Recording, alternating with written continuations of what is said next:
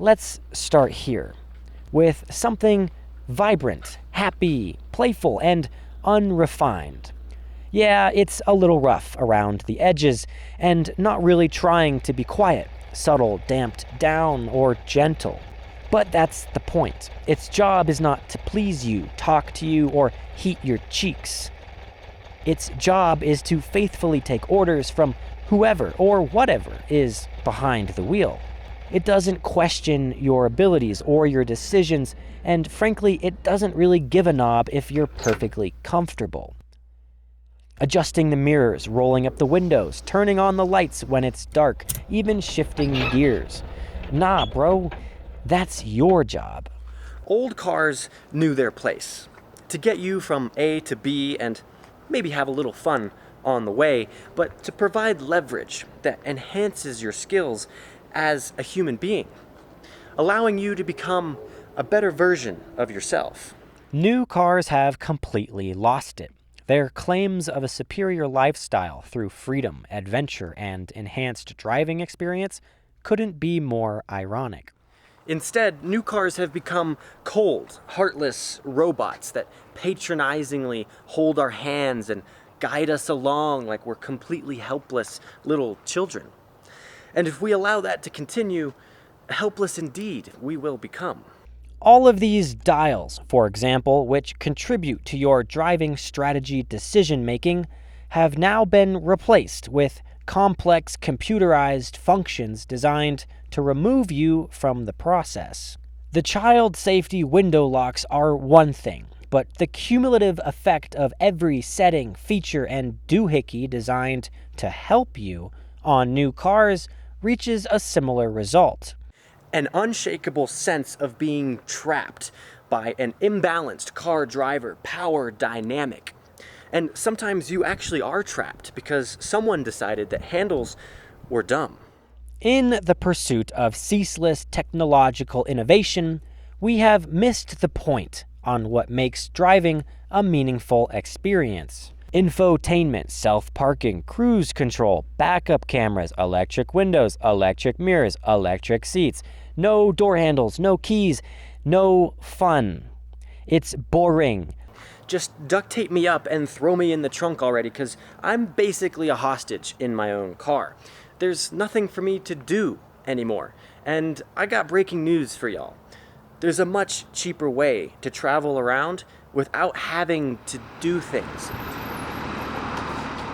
But more importantly, humans are not designed for having nothing to do. See, the consequence of engineering the experience out of the driving and making the car drive itself is that we, the humans, will no longer possess the actual skill of doing the driving.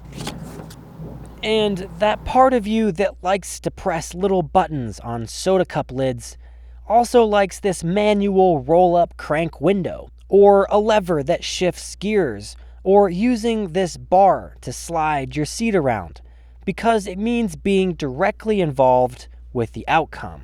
Having less to hear, less to smell, less to feel, and most importantly, less to do may be comforting at first, but deep down it hurts because we are creatures of purpose, action, and adventure. So the more a car does for you, the more it becomes a breeding ground for boredom, distraction, and impatience.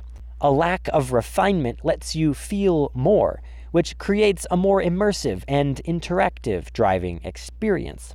Shorter, smaller vehicles, for example, create an illusion of speed that might result in safer driving.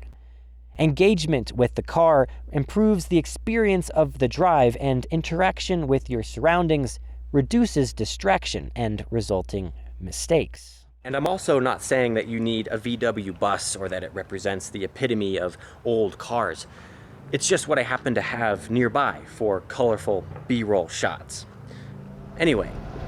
Nothing keeps you focused on the road better than managing a 4-speed manual with shaky steering and a whining engine asking you to please, for the love of God, keep it under 65. No, it's not invincible. But neither are you. And when the machine needs a human to complete it, to operate it, it's as if The machine needs you as much as you need it, and that creates a bond that says, we will get through this together. Instead, new cars have an "I'll just do it for you" attitude, always looking for inconveniences to remove and adding comforts for the driver to soak in while having even less to do, and so dissolving the car-driver relationship, and with it, all but eliminating any sense of meaning from the journey itself in favor of the destination.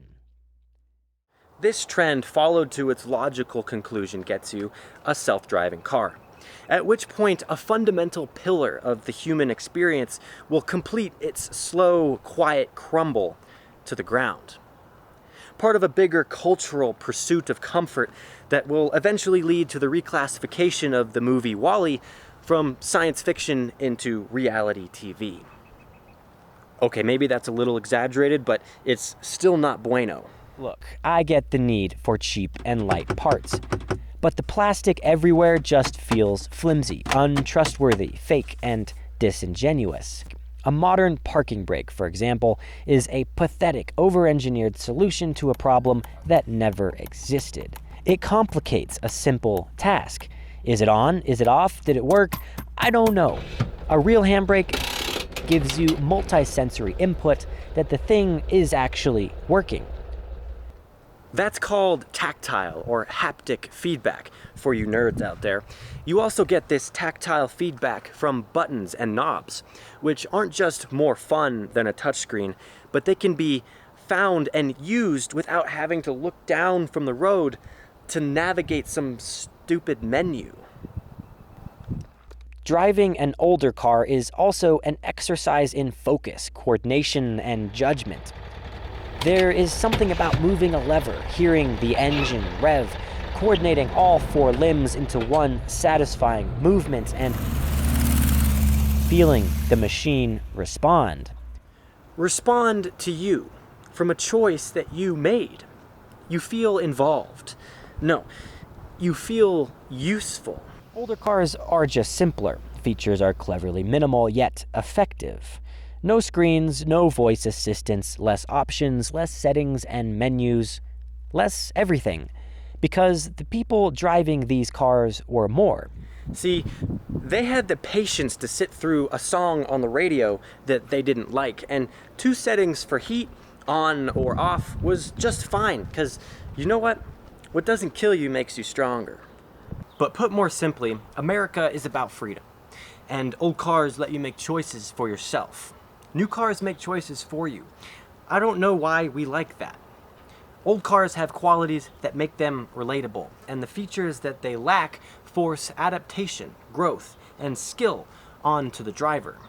And that keeps us sharp, happy, and useful. Old cars truly set us free, so don't buy the new car and stay useful.